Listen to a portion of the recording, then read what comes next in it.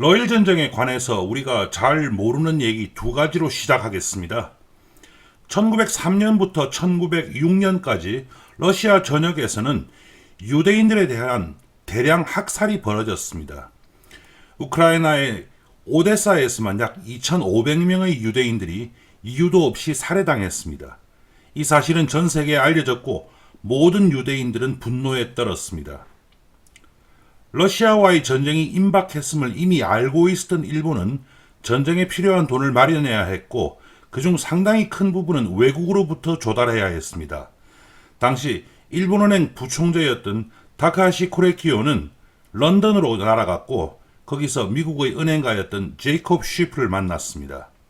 제이콥 쉬프는 독일계 유대인이었는데 러시아와 전쟁을 준비하던 일본을 위해 약 2억 달러의 거대한 돈을 융자해 줬습니다.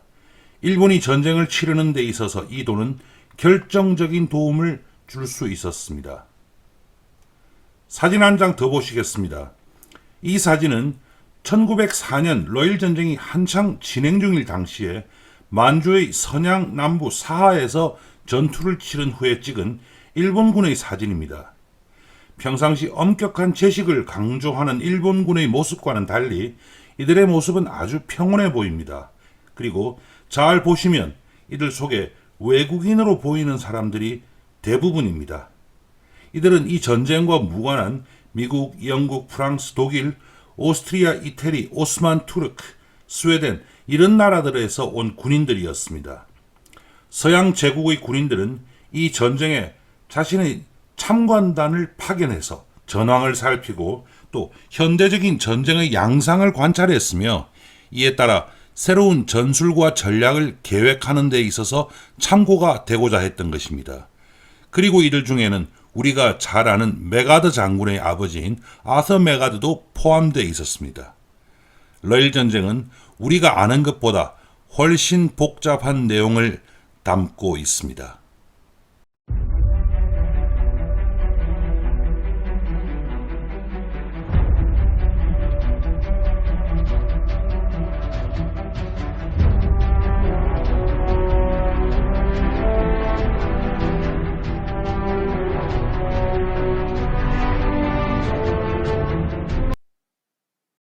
안녕하십니까, 유일입니다.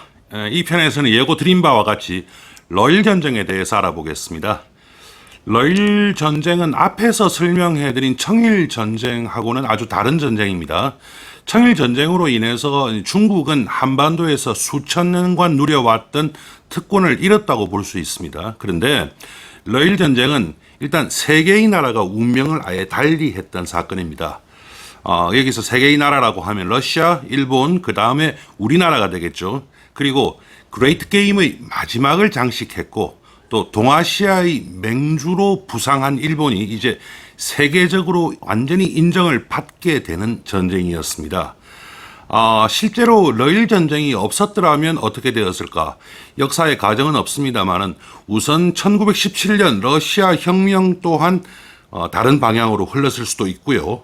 또 인과관계를 어떻게 봐야 할지는 모르겠습니다만은 길게 본다면 인도 그리고 지금 한창 시끄러운 아프가니스탄의 운명 또한 달라졌을 수가 있는 것입니다. 일본 사람들 입장에서 러일 전쟁은 참 중요한 전쟁인 것 같습니다. 그래서 러일 전쟁을 아마도 자신의 역사에서 가장 위대한 전쟁으로 보는 듯한 느낌을 제가 늘 받습니다. 실제로 이 전쟁으로 인해서 일본은 이제 서양 열강들과 완전히 동등한 이런 지위를 갖추게 됩니다. 그러면 먼저 이 전쟁에 대해서 알아보겠습니다. 이 편 얘기 약간 길어질 수 있습니다만은 빠뜨리지 않고 다 해보도록 하겠습니다. 러시아가 시베리아를 거쳐 동진을 시작한 것은 이반 대제가 지금의 타타르스탄 지역으로 진출했던 1552년을 시초로 잡습니다. 그리고 비슷한 시기 러시아가 시베리아로 진출을 하기 시작해서 1858년에는 아무르강 북쪽 지역까지 진출한 것이 본격적인 동아시아 진출이라고 볼 수 있습니다. 일본도 팽창했습니다.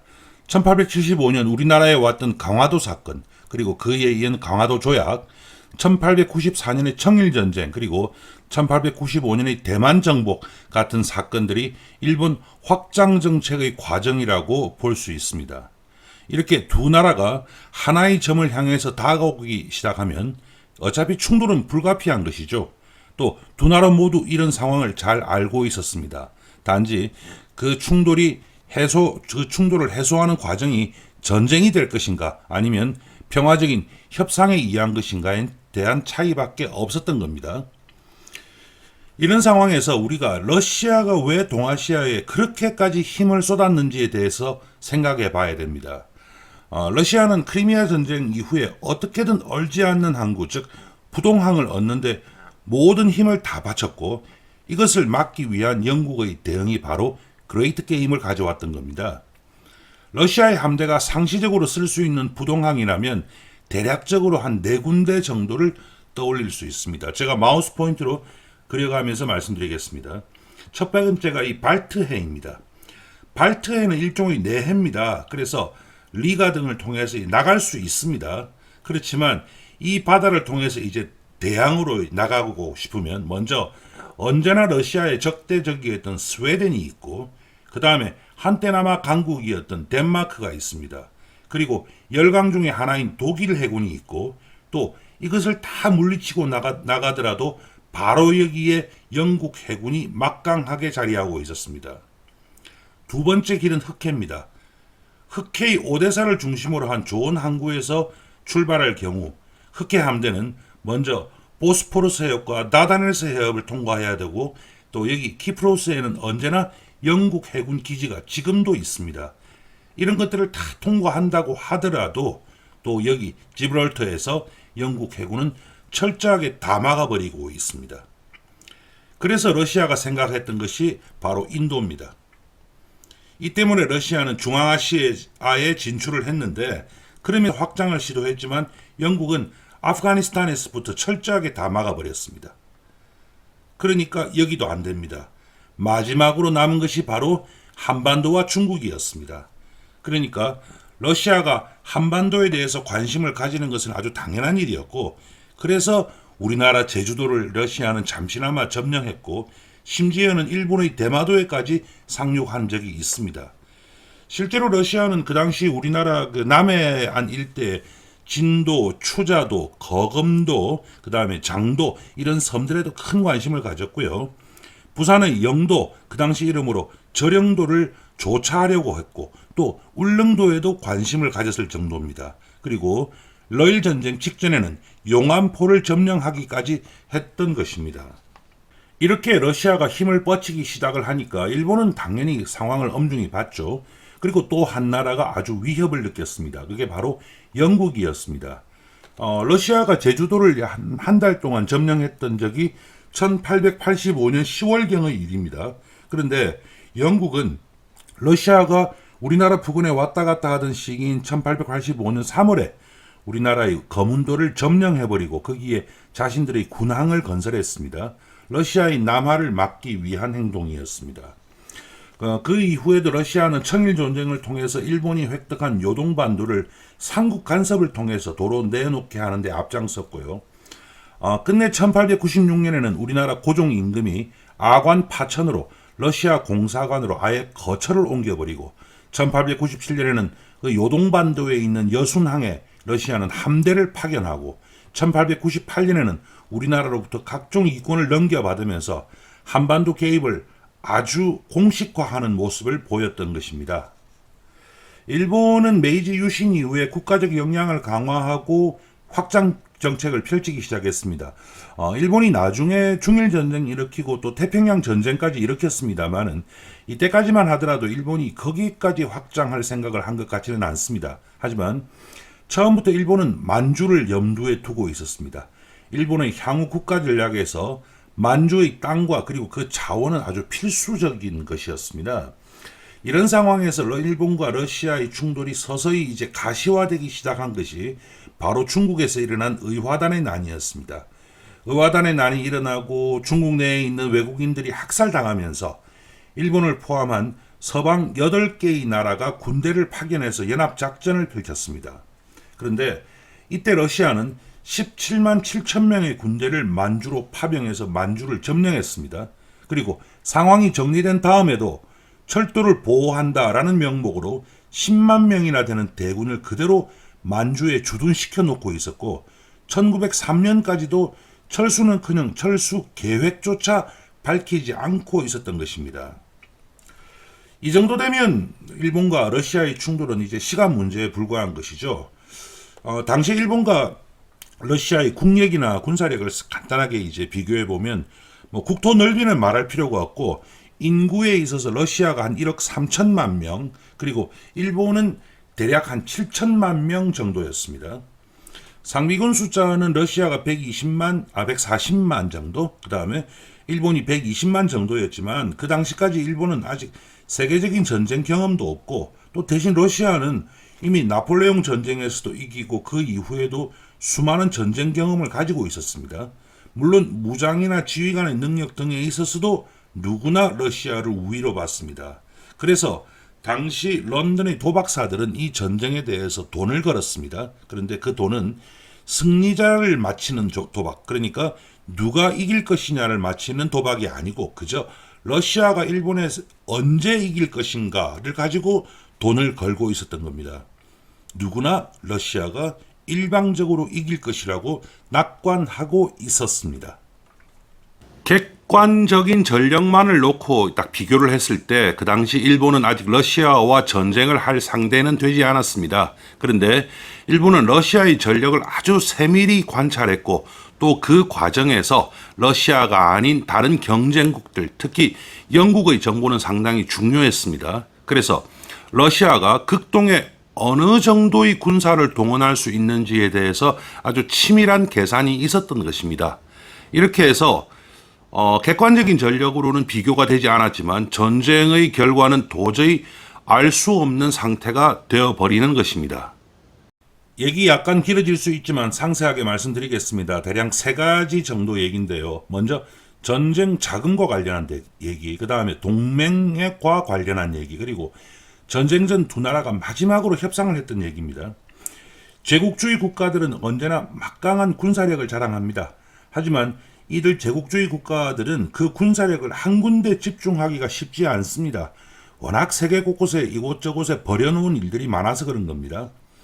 당시 러시아 군대가 한 140만 정도였는데 일본은 제일 처음에 동양으로 기껏해야 10만 파견할 것이다 라고 생각했지만 나중에 한 50만 정도는 러일 전쟁에 동원될 수 있다라고 판단을 했습니다. 그리고 일본의 경우에 완전히 다 끌어모으면 한 120만 정도의 군대를 만들 수 있었는데 이 중에서 실질적으로 동원할 수 있는 것이 한 70만에서 80만 정도가 될 것이다 이렇게 봤습니다. 그렇다면 숫자에 있어서는 한번 해볼만 한 것이죠. 또 지리적으로 러시아는 러일 전쟁에 있어서 이게 아예 외국에서 하는 전쟁이나 다름이 없었는데 일본은 반대였습니다. 그러니까 지리적인 이점이 있는 것이죠. 단지 일본이 가졌던 그 당시의 문제는 그 정도의 군사를 동원한 것까지는 좋지만 이걸 운영할 돈이 없었다는 겁니다. 전쟁에 필요한 것이 무엇인가에 대해서 얘기하면 어떤 사람은 돈, 그리고 더 많은 돈이라고 얘기를 합니다. 실제로 전쟁에 있어서 돈만큼 중요한 것은 없습니다. 전쟁을 치르는 데는 대략 세 가지 정도의 돈이 필요합니다. 먼저 전쟁을 준비하는 데 들어가는 돈이 있는데 이건 대부분 군사 양성, 또 무기를 통한 전력 획득 이런 데 들어갑니다. 다음으로는 전쟁을 치르는데 국내에서 필요한 돈이 있습니다. 대개는 보급 그리고 수송 이런 데 들어갑니다. 그리고 이제 마지막으로 나오는 것이 국외에서 들어가는 비용입니다. 이것이 우리가 눈으로 쉽게 볼 수 있는 직접 들어가는 돈입니다. 이 돈을 마련하는 방법은 대략 한 네 가지 정도가 있습니다. 합법적으로는 먼저 국내에서 세금을 통해서 돈을 조달하는 방법, 두 번째로는 돈을 빌리는 방법, 그리고 세 번째로는 아예 돈을 찍어내는 방법입니다. 전쟁에는 워낙 큰 돈이 필요하기 때문에 평화시에 징수하는 세금으로는 감당하기가 어렵습니다. 그래서 특별세를 신설하거나 아니면 세율을 높이는 등 방법을 많이 씁니다. 돈을 빌리는 것은 국내에서 이제 전쟁을 위한 국채를 발행해서 그 나라 국민으로부터 직접 빌리는 방법이 있습니다. 근데 이 방법에는 약간 어쩌면 좀 심리적으로라도 강제가 있을 수 있습니다. 하지만 앞에서 말씀드린 세금 징수 그리고 또 지금 말씀드리고 있는 국채 발행 이거는 동전의 양면 같은 것이어서 어차피 모든 것이 그 국가 내의 경제적인 부와 직결되어 있고 그러니까 그 국가의 경제적 능력이 어디까지 과연 미칠 수 있는가 이것을 한계로 삼을 수밖에 없습니다. 다음 방법이 이제 돈을 찍어내는 방법인데 이거는 경제에 악영향을 끼칠 우려가 언제나 존재합니다. 인플레이션이 바로 생겨버리는 거죠. 그래서 일상적인 화폐를 더 찍어내는 것은 아주 제한된 범위 내에서 단기간에 끝나야만 되고 대신 해외에서 전쟁을 수행할 경우에는 군표라는 형태의 조금 변형된 화폐를 발행합니다. 일반적으로 통용되는 화폐는 국내로 유입이 되어버리면 경제적인 문제가 생길 수 있는 거거든요. 그래서 전쟁이 벌어지고 있는 상황에서 군표는 화폐와 다름없는 효능을 발휘합니다. 하지만 만약 그 국가가 전쟁에서 패배했을 경우에 이 군표는 거의 종이 조각이나 다름 없어지기도 합니다. 지금 화면에 보이는 것이 당시에 일본군이 발행했던 군표입니다. 이 군표는 그 이후에도 한 15년 정도 유통됐습니다. 또 그 구한 말에 우리나라 안에서도 거의 화폐나 별 다름없이 통용되기도 했습니다. 이렇게 세 가지가 이제 합법적인 방법이고 불법적인 방식이 있습니다. 그게 바로 약탈인데요. 세계 역사를 통틀어서 군대의 기본적인 보급 방식은 약탈이었습니다. 지금과 같은 보급이 시작이 된 것은 영국군으로부터 시작이 되었을 따름입니다. 그래서 현지에서 민간인들을 대상으로 자신들이 필요한 것을 그냥 조달을 해버리는데요. 이런 약탈은 그때그때 현지 지휘관의 판단에 의해서 벌어집니다. 그래서 제대로 된 전쟁 계획에 넣기는 어렵습니다. 전쟁 직전에 러시아는 약 1억 파운드, 영국 돈으로 1억 파운드 정도 되는 금을 가지고 있었습니다. 반면에 일본이 가지고 있던 것은 1200만 파운드가 채 안 되는 액수였습니다. 약 8배의 차이가 나고 있었습니다. 일본의 입장에서 더 골치 아픈 일이 있었습니다. 당시 일본 정부가 이제 전쟁 비용을 계산을 해봤더니 그 당시 약 4억 5천만 엔이라고 나왔습니다. 나중에 이제 전쟁 특별회계를 이제 결산을 해보니까 한 18억 엔 조금 넘어 쓰긴 했는데 런던이나 뉴욕에서는 이미 총 전비가 어느 정도 들 것이라는 것을 은행가들이 다 계산을 해놓고 있었습니다. 일본만 몰랐던 것이죠. 일본은 청일전쟁을 치러봤습니다. 그래서 그 과정에서 모든 전비, 총 전비의 한 3분의 1 정도가 해외에서 사용되더라라는 경험을 가지고 있었습니다.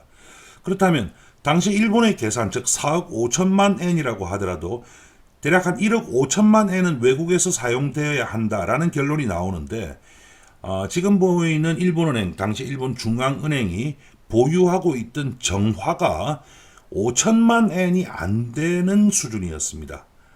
그러면 최소한 한 1억 엔 정도를 추가로 조달을 해야 되고 그 돈은 이제 외국을 통해 조달하는 방법밖에 없었던 겁니다.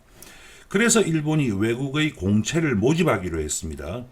조건이 이제 10년 거치 45년 상환, 그 다음에 열리는 5% 이하다라는 조건으로 런던에서 이제 돈을 모으기 시작했고 이 일을 주도한 사람이 당시 일본은행 부총재 타카하시 코레키오였습니다. 근데 일이 생각만큼 쉽게 안 돌아갔습니다. 러시아와 전쟁을 치르면 일본이 패배한다. 이것은 그 당시 세계적으로 거의 기정사실이었습니다.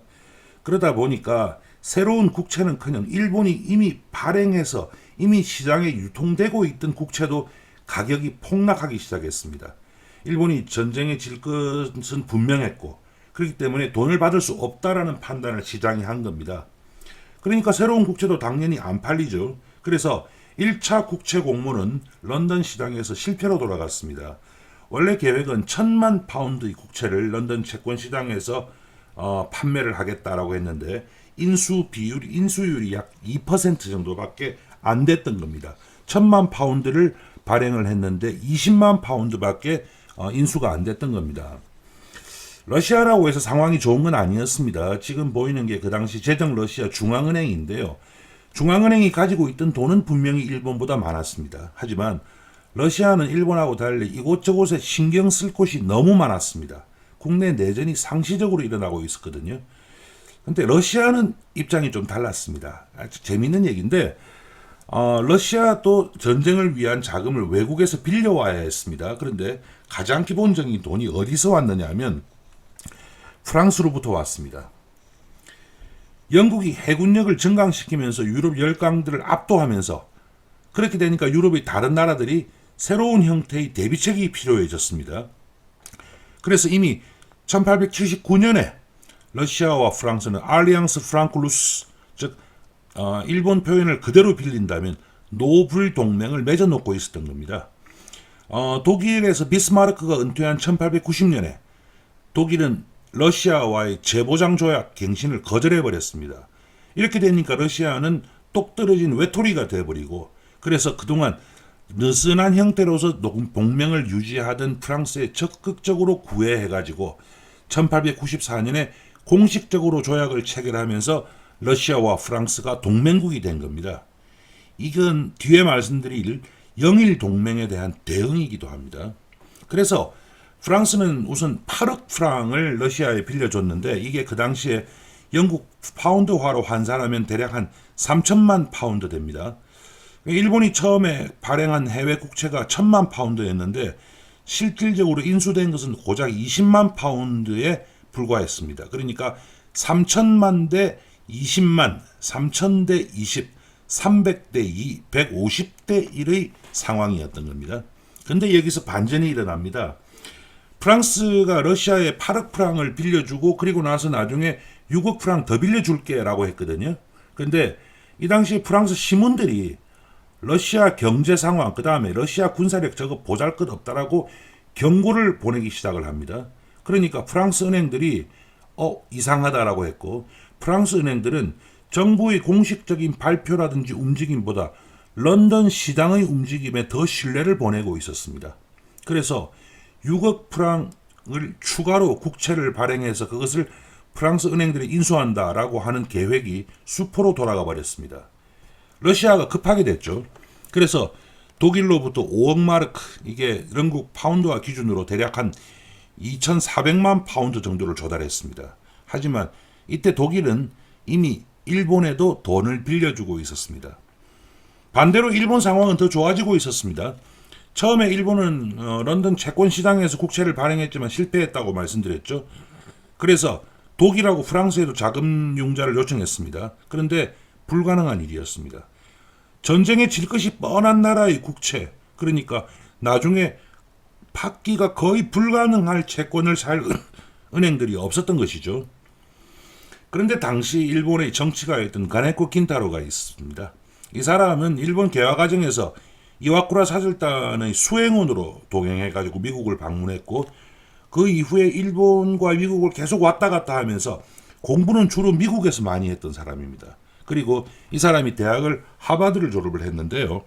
하버드에서 알게 된 사람이 시어도어 루스벨트, 당시 나중에 미국 대통령이 되는 사람입니다. 전쟁이 일어났을 때 미국 대통령이 바로 그 시어도어 루스벨트였습니다.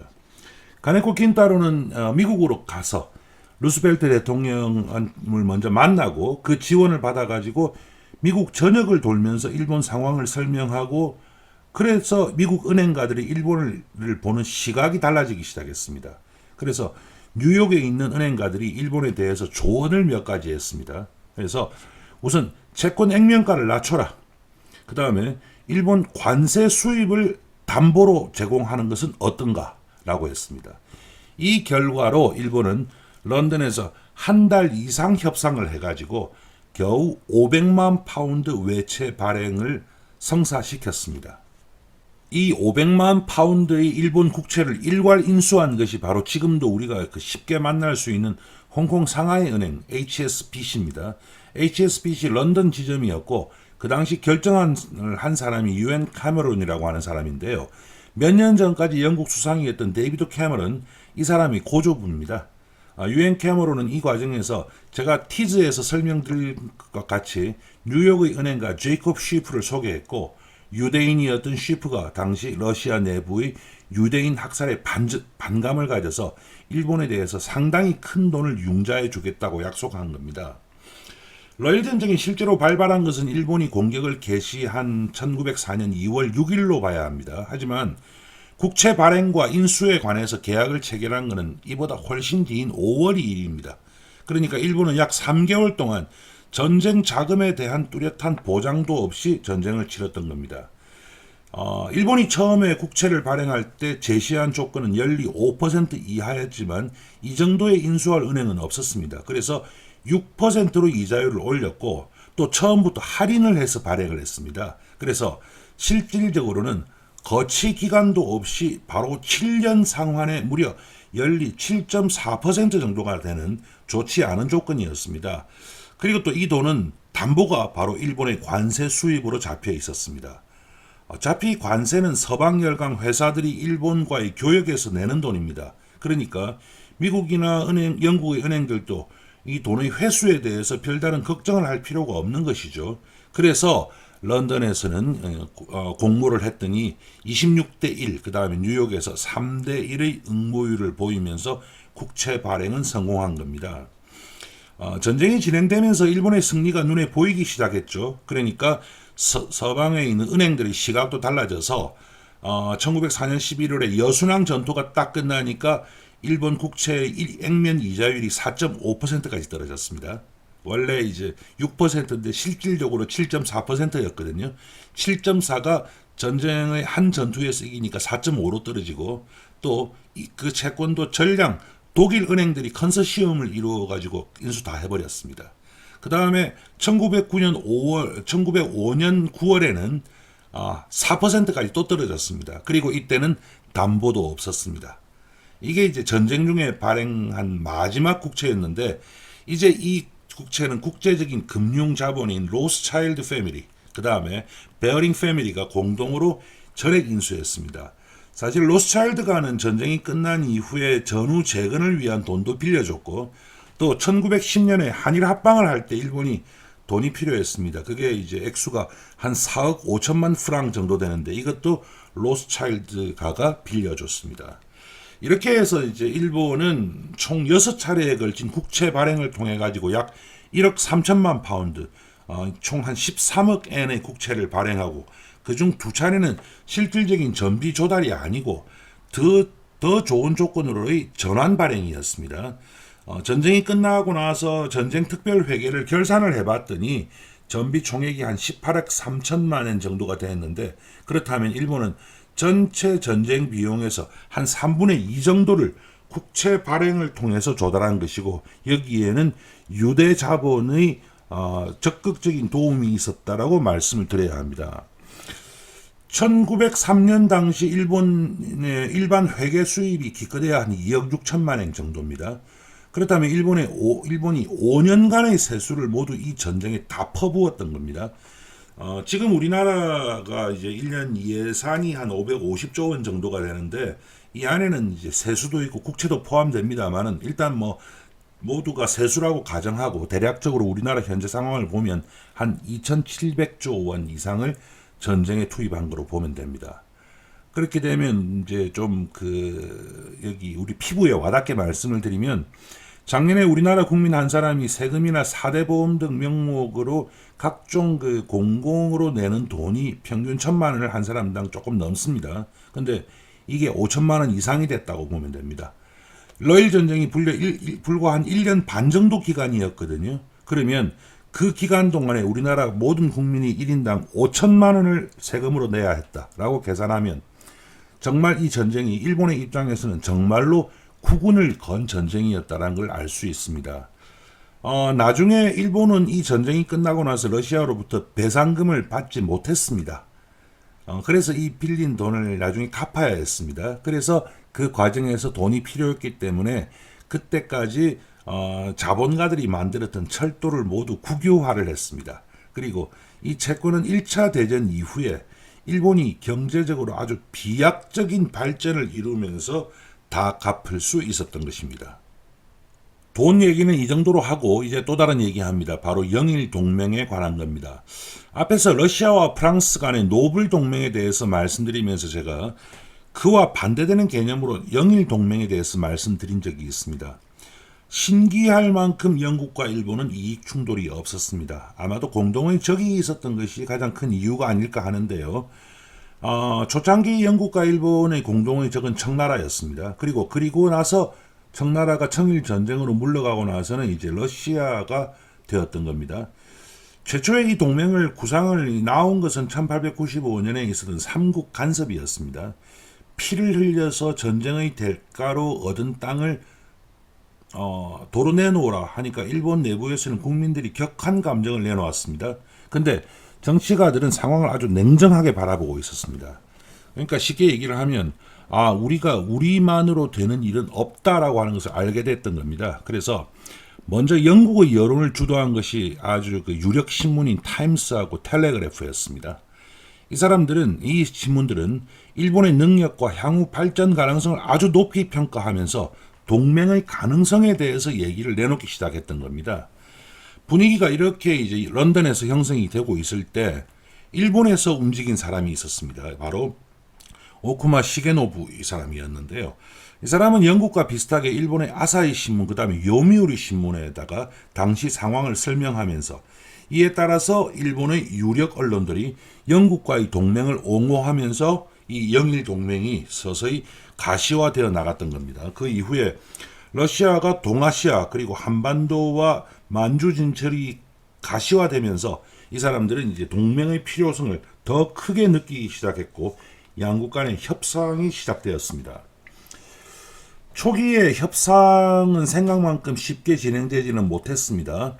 러시아를 공동의 적으로 본다는 점에서는 분명히 두 나라 간의 이해가 일치했지만 영국은 생각이 좀 달랐습니다. 지금 와서 보면 아주 소름이 끼치도록 정확한 예측이었는데 영국이 보기에 일본은 분명히 확장 일로를 걸을 것이고 그렇게 되면 먼저 동남아시아 및 중국에서 영국이 이미 획득해 놓고 있던 이권을 침해하게 된다. 또 더 큰 것은 언젠가 일본이 미국을 공격할 수 있다라는 우려가 있었던 겁니다. 그렇게 된다면 영국의 세계 전략이 아주 엉망이 되어버리죠. 실제로 이런 일은 불과 40년 후에 현실이 되어버렸습니다. 일본 내에서도 영일 동맹에 대해서 부정적인 사람이 있었습니다. 대표적인 사람이 지금 사진으로 보는 바로 이 이토 히로부미였습니다. 이토 히로부미는 러시아와는 얘기 잘하면 문제 해결할 수 있다라고 하면서 일본이 강대국으로 부상하는데 가장 큰 걸림돌은 러시아가 아니라 영국과 미국이다라고 했습니다. 이 또한 아주 소름이 끼치도록 정확한 분석이었습니다. 기본적으로 영국은 한반도에서 일본이 헤게모니를 장악하는 것을 그다지 좋지 않게 보고 있었고 일본 또한 영국의 인도 지배를 보고 그렇게 마음에 들지는 않았습니다. 아무튼 협상이 시작된 것이 1901년 7월입니다. 일본 외교관 하야시 타다스 이 사람이 협상에 나섰는데요. 이 사람은 원래 이제 네덜란드에서 온 의학을 공부한 의사였습니다. 그리고 그 이후에 영국 런던에 가서 공부를 했던 사람입니다. 어린 시절에 사람이 워낙 똑똑해가지고 영국 사람들이 직접 추천을 해가지고 영국에서 공부를 했던 사람입니다. 그래서 14살에 영국으로 갔고 그 이후에 일본에 돌아와서 동경공과대학을 설립한 그런 사람입니다. 이 사람들이 7월에 협상을 시작하면서 먼저 우리 두 나라 간에 걸려있는 각종의 문제는 우선 11월까지는 없는 것으로 하자라고 합의했습니다. 한 4개월 정도 시간을 먼저 번 것이죠.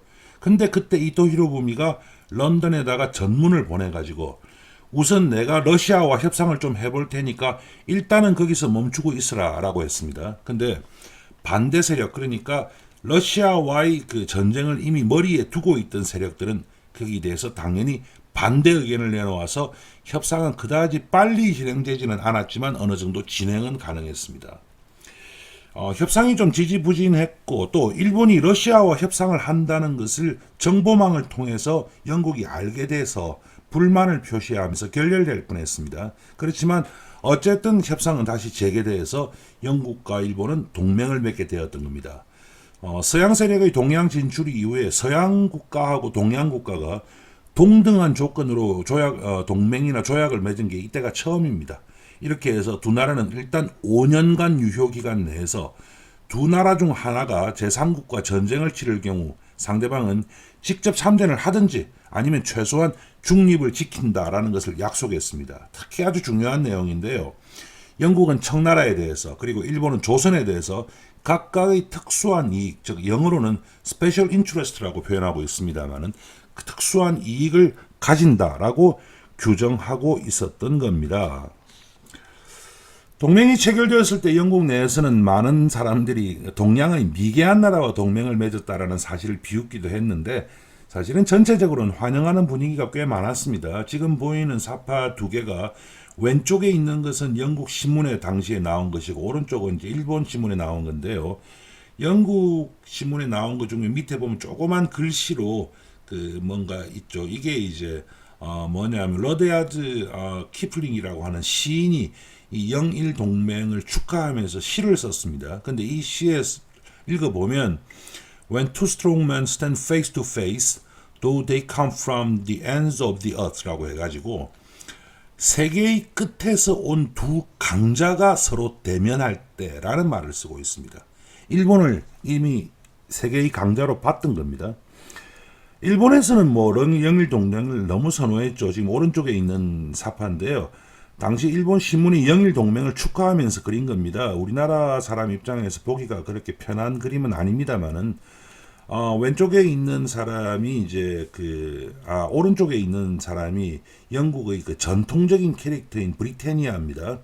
그 다음에 오른쪽은 일본에서 그 당시에 급하게 아마테라스 여신을 캐릭터화해서 그렸습니다. 그리고 그 아래에는 중국하고 우리나라가 아주 조그만 꼬마로 표현되고 있는 그런 거고요. 그 다음에 지금 이거는 당시 일본의 미쓰코시 백화점이 제작한 기념 엽서입니다. 미쓰코시 백화점은 지금도 일본 내에서 백화점 업계 1위입니다. 그래서 이때 영일 전쟁을 기념해서 이런 엽서를 만들고 그 다음에 대규모 세일 행사를 펼치기도 했습니다. 이렇게 해서 일본은 러일 전쟁을 위한 외교적인 준비를 다 마쳤습니다. 그리고 이 동맹에 따라서 영국은 러일 전쟁 기간 동안에 일본에 돈도 빌려줬지만 최신의 영국제 군함을 일본에 팔았습니다. 이 군함은 당시 영국 해군이 가진 군함 중에서 최고의 성능이었습니다. 원래 영국은 다른 나라가 자신들보다 더 좋은 군함을 가지면 이걸 못하도록 방해를 했습니다. 그런데 이런 방해도 없었던, 그러니까 아주 적극적으로 도왔던 거죠. 이 동맹의 유효 기간이 5년이었습니다. 그 이후에 러일 전쟁이 끝나고 나서 또 갱신하고 또 갱신하고 그러면서 일본의 한국 지배를 영국이 인정하게 되고 또 이 갱신한 조약의 결과로 일본이 1차 세계대전에 참전하는 명분을 제공하게 되는 겁니다. 앞에서 제가 이토 히로부미의 생각에 대해서 말씀드렸죠. 실제로 이토 히로부미는 평생에 걸쳐서 거의 언제나 전쟁보다는 협상에 의해서 문제를 해결하자라는 주장을 많이 했던 사람입니다. 당시 일본의 국가적 의사결정에 가장 큰 영향력을 행사했던 사람이 5명의 원로들이었습니다. 이 중에서 지금 보이는 이토 히로부미하고 오른쪽에 있는 이노우에 카오루, 이 두 사람은 러시아와 얘기 좀 잘해서 협상을 통해 가지고 양국 간의 충돌을 한번 해결해 보자라는 것을 늘 주장을 하고 있던 사람이었고요. 반면에 지금 보이는 세 사람, 왼쪽부터 카츠라 타로, 그 다음에 고무라 추타로, 그 다음에 야마가타 아리토모, 반대가 되었네요. 다시 카츠라 타로, 그 다음에 야마가타 아리토모, 그 다음에 고무라 추타로. 이 사람들은 전쟁을 해야 한다. 전쟁을 피할 수 없다라고 주장했습니다. 일본이 영국과의 사이에 영일 동맹을 체결하니까 군사적으로 일본의 입지는 강화되고 그래서 이 사람들이 말이 힘을 얻게 됩니다. 그러면서 러시아를 대하는 일본의 태도가 슬슬 달라지기 시작합니다. 1903년 10월 3일입니다. 전쟁이 아직 일어나기에는 1년 정도가 남았었는데 일본에 주재하던 러시아 공사가 일본의 정부에 대해서 협상안을 공식적으로 내놨습니다. 이 협상안이 어떤 내용이었냐면 우선 한반도에 대해서는 독립 상태를 유지시키자. 그 다음에 일본이나 러시아 어느 누구도 이를 병합하지 않는다라는 조건이 들어가 있고요. 그러면서도 조선의 독립만 유지된다면 일본이 한반도 내에서 특수한 이익을 가져도 좋다라는 것을 인정하고 있습니다. 대신 이에 대한 조건으로 일본은 만주에 대해서는 이익을 행사하지 못한다라는 것이 들어가 있었습니다. 사실 이런 제안은 이미 일본이 오래전에 한 겁니다. 1898년 3월 13일 날 일본 외상이 러시아에 제안한 것입니다. 그래서 이것을 만한 교환론이라고 하는데요. 이거를 이제 러시아가 5년 후에 다시 들고 나왔는데 이때 이미 일본은 영일 동맹을 체결하면서 러시아를 보는 시각이 달라져 있었습니다. 그래서 이 조건을 순순히 받아들일 리가 없었습니다. 협상 과정에서 러시아는 이른바 살라미 전술, 즉 한반도의 이권을 포기하는 문제를 두고 이권을 아주 잘게 쪼개가지고 하나하나 양보하는 전술을 썼습니다. 하지만 일본에서는 한반도에서 러시아가 완전히 물러나는 것은 당연한 것이고 이건 협상의 대상이 되지 않는다라고 하면서 협상은 만주에서 러시아와 일본이 어떻게 할 것인가에 대해서만 있다라고 딱 점을 찍어버렸습니다. 이 단계에서 전쟁을 주장하던 카츠라 타로가 새로운 프레임을 들고 나왔던 겁니다. 그전까지 러시아하고 일본의 충돌은 두 나라가 한반도와 만주에서 가지는 이익에 관한 것으로 보고 있었습니다. 근데 영일 동맹이 딱 체결되면서 카츠라 타로가 두 나라 간의 충돌을 뭐라고 하느냐 하면 자유무역에 대한 보호와 도전으로 프레임을 전환시켜 버렸습니다. 지금 미국과 중국 간에 일어나는 갈등과 똑같은 상황을 만들어버린 것이죠. 사실 그 당시 러시아는 그 공업 후진국이었습니다. 그래서 강력한 보호주의 무역 정책을 펼치고 있었고 이 또한 지금 중국하고 똑같습니다. 실제로 전쟁 기간 동안에도 일본은 세계를 향해서 뭐라고 했느냐 하면 이 전쟁을 두 나라 간의 전쟁으로 얘기하지 않고 문명 세력, 즉 자유무역 진영과 야만 세력의 싸움으로 포장해서 홍보하기도 했습니다. 협상이 잘 진행되지는 않았는데 그래서 1904년 1월 13일에 일본은 러시아에 대해서 마지막으로 협상안을 제시했습니다.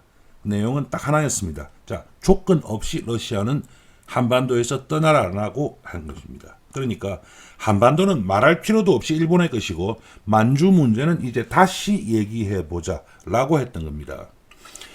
사실은 이 마지막 협상안을 보내기도 전인 1903년 12월 21일에 일본 내각은 이미 러시아와의 전쟁을 결의했고 또 영국이 보내준 대량의 정보가 있었습니다. 이것이 전쟁 개시를 결정하는데 가장 중요한 자료가 되었던 겁니다.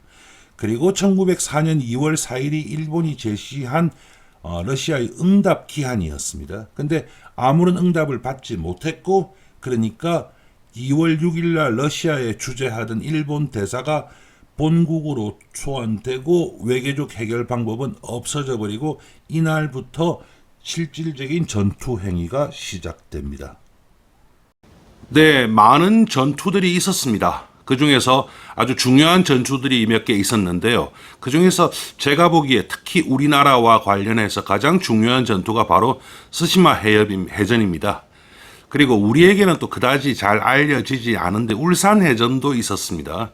여기서 일본은 모든 것을, 국가의 모든 것을 걸게 됩니다. 이 해전 그리고 전쟁 이후에 대해서 말씀드리겠습니다.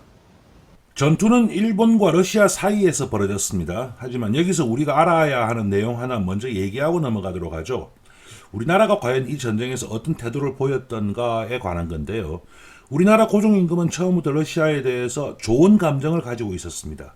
원래 고종은 인하거청 정책, 그러니까 즉 러시아를 끌어들여 가지고 청나라를 견제한다라는 시각에서 러시아를 좋아하고 있었는데 이제 청일 전쟁으로 청나라가 물러가고 일본이 주도권을 잡으니까 인하거청이 이제 인하거일 정책으로 변해 있었습니다. 그래서 아관 파천도 있었던 거거든요. 근데 당시 고종이 정세 판단을 좀 잘못하고 있었던 것 같습니다. 러시아와 일본이 충돌하는 지점을 고종은 만주로 봤습니다. 그래서 이 전쟁에 대해서 만주 땅을 두 나라 간에 나누기 위한 것으로 보면서 일본이 조선에 대한 지배권을 확고히 하고자 한다는 생각은 못했던 것 같습니다.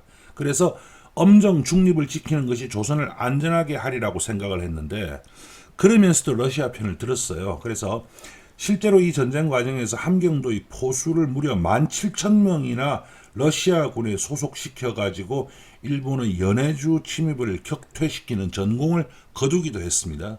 일본의 입장에서 그렇게 된다면 조선군이 적군이 되었던 그렇게 생각할 수 있는 거죠.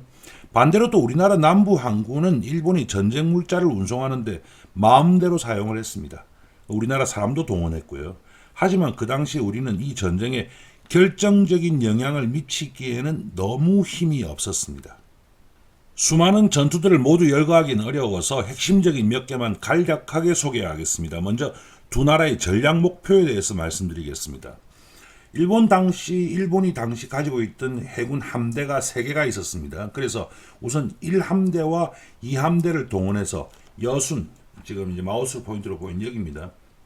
여순에 있는 러시아의 태평양 함대를 섬멸하거나 섬멸이 안 되면 최소한 봉쇄한다라는 방법을 쓰면서 그러면서 대한해협과 스시마 해협을 억제하는 제해권을 장악한다라는 계획을 가지고 있었습니다. 제해권이 확보돼 버리면 일본이 확보하면 러시아 육군은 보급이 어려워집니다. 그래서 그 다음으로 육군이 먼저 한반도에 상륙하고 다음으로는 요동반도에 교두보를 확보한 다음에 남는 병력으로 만주에서 러시아군의 주력을 속전속결로 섬멸한다라는 계획을 가지고 1904년 2월 11일에 전쟁 수행을 위한 대본영을 설치했던 겁니다. 러시아 계획은 좀 달랐습니다. 러시아 또한 일본이 한반도에 상륙할 것이라는 것은 알았는데 우선 한반도 남부에 일본이 상륙할 것으로 봤습니다. 실제로는 인천으로 상륙했습니다만은.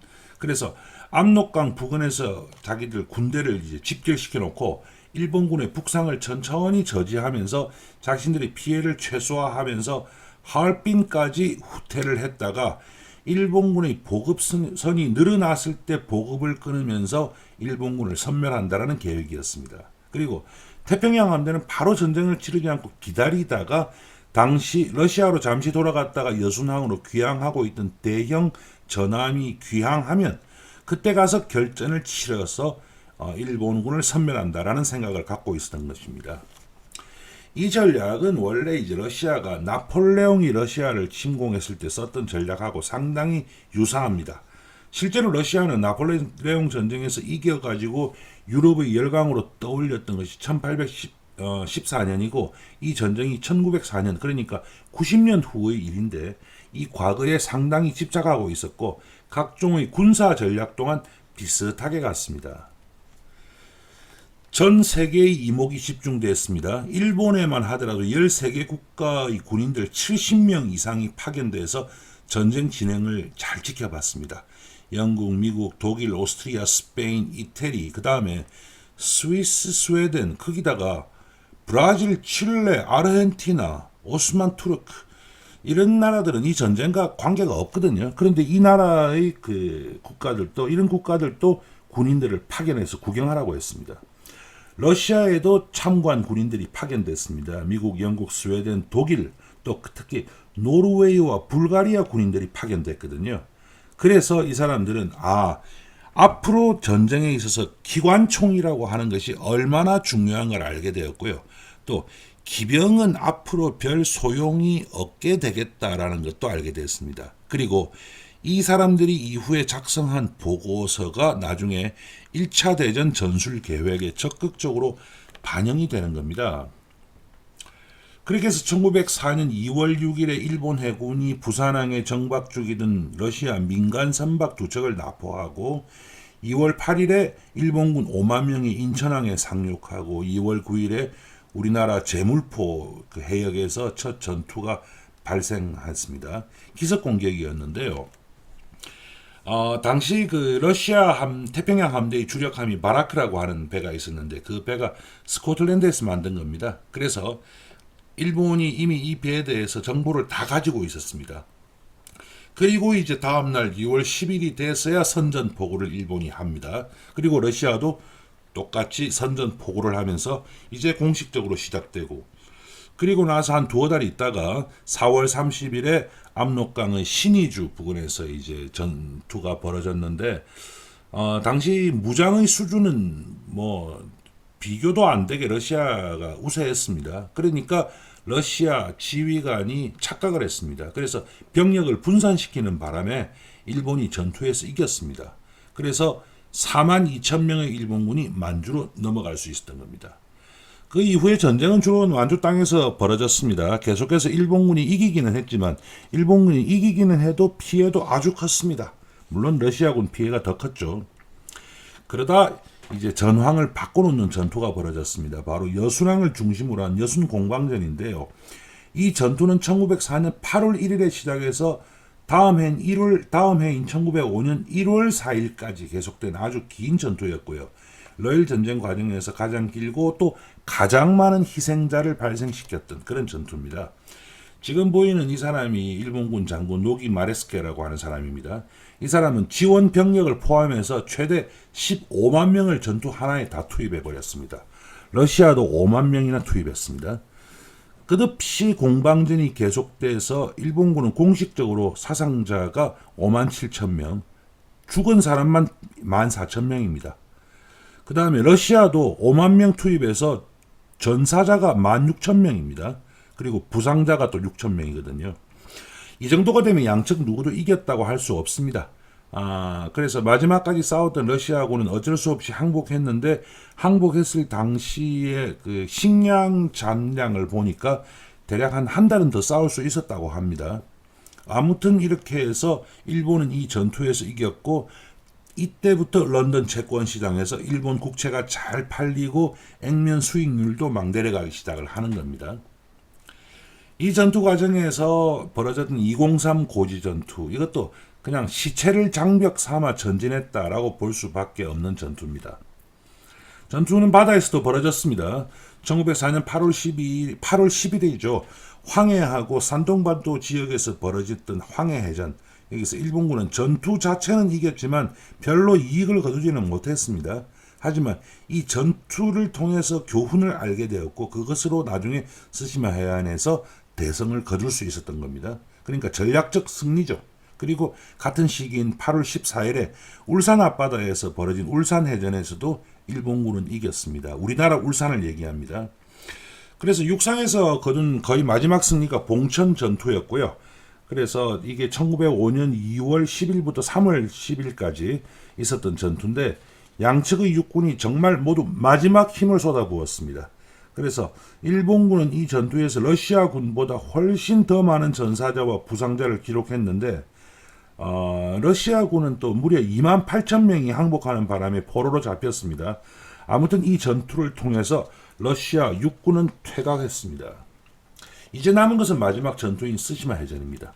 이 해전이 1905년 5월 27일부터 단 이틀간 벌어졌습니다. 일본 해군이 러시아의 태평양 함대를 꼼짝 못하게 하고 있었던 것은 맞습니다. 하지만 아직도 러시아 태평양 함대의 힘은 남아 있었습니다. 그런 과정에서 러시아가 이 전쟁에서 마지막 카드를 내놓습니다. 그것이 바로 발트 함대였습니다. 양측 해군은 정말로 마지막 힘을 다했습니다. 그래서 발트 함대는 우선 그 이름을 제2태평양 함대로 바꿨습니다. 원래 있던 태평양 함대가 1태평양 함대가 되는 거고요. 그리고는 1904년 10월 14일에 극동을 향해 발트에서 출발했습니다. 그 길은 멀었습니다. 거의 그냥 세계 일주를 하는 것이나 별 차이가 없었습니다.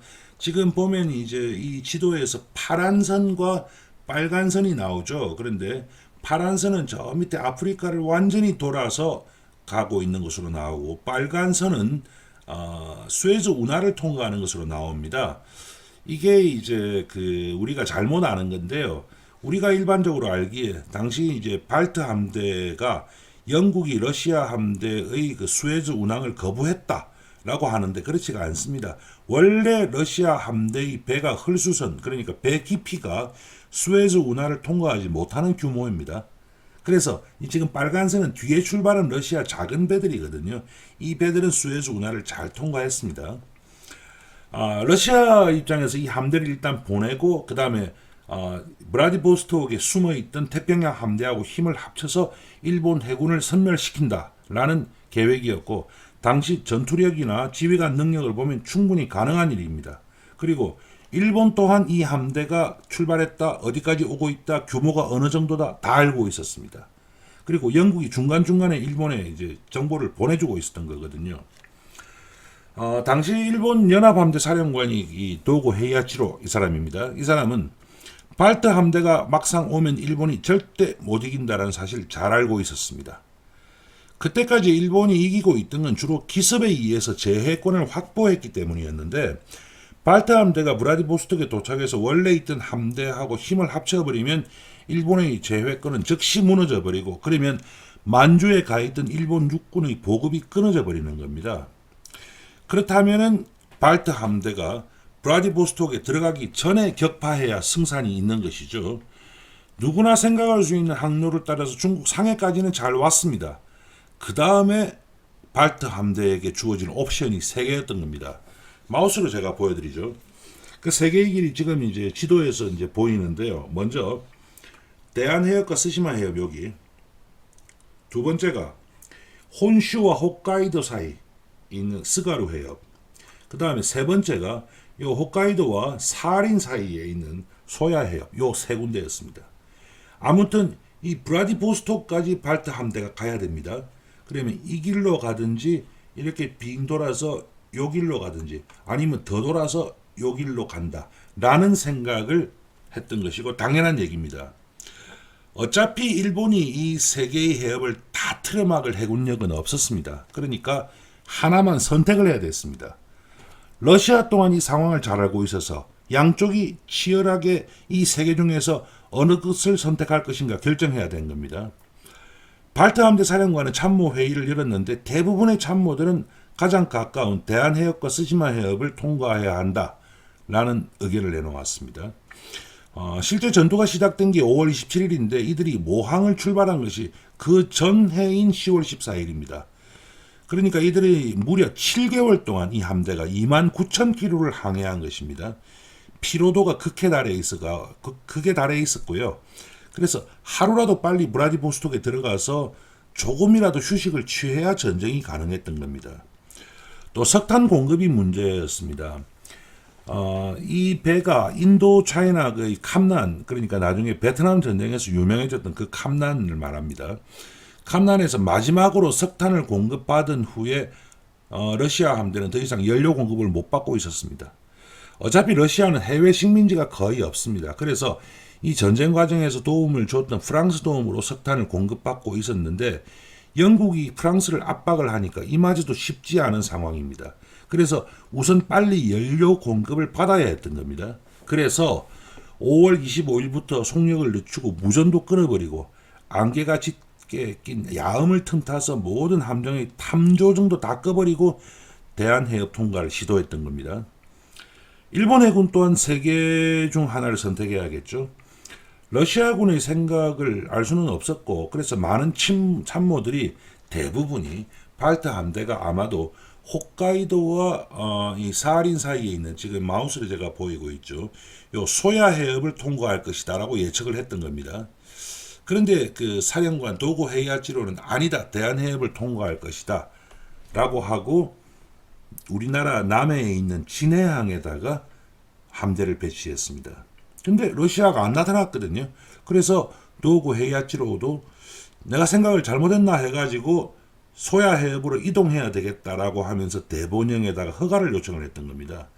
근데 바로 이때 중요한 정보가 들어왔습니다. 러시아 함대하고 같이 움직이던 석탄 보급선이 상하이에 입항해버렸다라는 정보가 들어온 겁니다. 석탄 보급선이 함대와 떨어져 나왔다라는 말은 그 함대가 더 이상 석탄을 보급받지 않겠다라는 말입니다.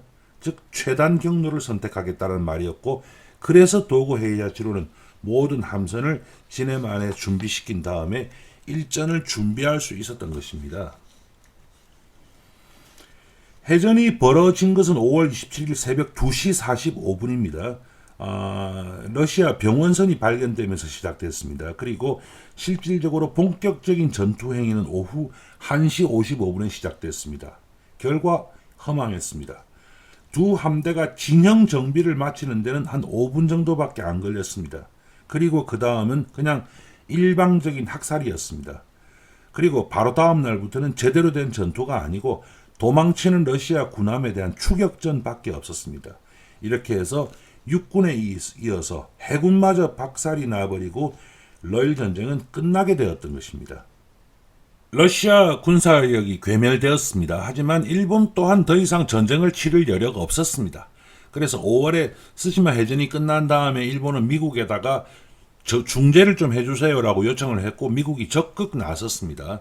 그래서 이제 1905년 8월 19일 미국 뉴햄프셔에 있는 포츠머스에서 양측이 만났습니다. 지금 보이는 것이 그 호텔이 이제 그 당시에 기념으로 만든 기념품입니다. 러시아 측은 시종일관 뻣뻣했습니다. 이 전쟁은 발트 함대가 진 것이지 러시아 제국이 진 적 없다라고 얘기를 했습니다. 그런데 일본도 자신들이 더 이상 전쟁을 계속할 힘이 없다는 걸 알고 있었기 때문에 뭐 무조건적으로 뻣뻣하게 나가기는 어려웠습니다. 그래서 미국이 중간에 적극적으로 중재를 했고, 그래서 양측이 조약을 체결했습니다. 이게 바로 포츠머스 조약인데요. 이 조약에 의해 가지고 러시아는 한반도를 일본의 세력권으로 인정했습니다. 그러면서 만주에서 철수했습니다. 그리고 사할린 남부를 일본에 할양했는데, 이것이 지금도 사할린에 남아있는 우리나라 교포 문제의 시작이 됩니다. 그래서 이 전쟁은 일본이 이긴 전쟁이 아니고 러시아가 진 전쟁으로 평가합니다. 일본 입장에서도 돈은 그렇게 많이 썼지만 배상금도 받지 못했습니다. 하지만 일본은 이로 인해 가지고 일단 조선에 대해서는 이제 확정적인 권리를 전 세계의 국가들로부터 공인받고 또 누구에게도 무시받지 않는 열강의 하나가 된 겁니다. 영일 동맹이 더욱 강화되게 되고요. 그동안 일본이 미국, 영국, 프랑스 이런 나라들하고 체결했던 불평등 조약이 모두 개정돼서 평등한 조약으로 변경이 됩니다. 그리고 이제 일본에게 있어서 만주는 아주 특별한 의미의 땅이 됩니다. 이게 또 하나의 역사의 변곡점인데요. 일본의 입장에서 이제 만주는 10만 명의 생명을 희생하고 20억 엔의 국고를 들여 획득한 땅이 돼버린 겁니다. 그렇게 되면은 그 땅을 함부로 양보하기도 어려운 상황이 돼버리는 것이죠. 그리고 이제 우리나라를 지켜줄 외부 세력은 남지 않게 되었던 것입니다. 이렇게 해서 러일 전쟁이 끝났습니다. 그리고 이제 대한제국은 더 이상 누구도 보호해주지 못하는 상황을 맞게 됩니다.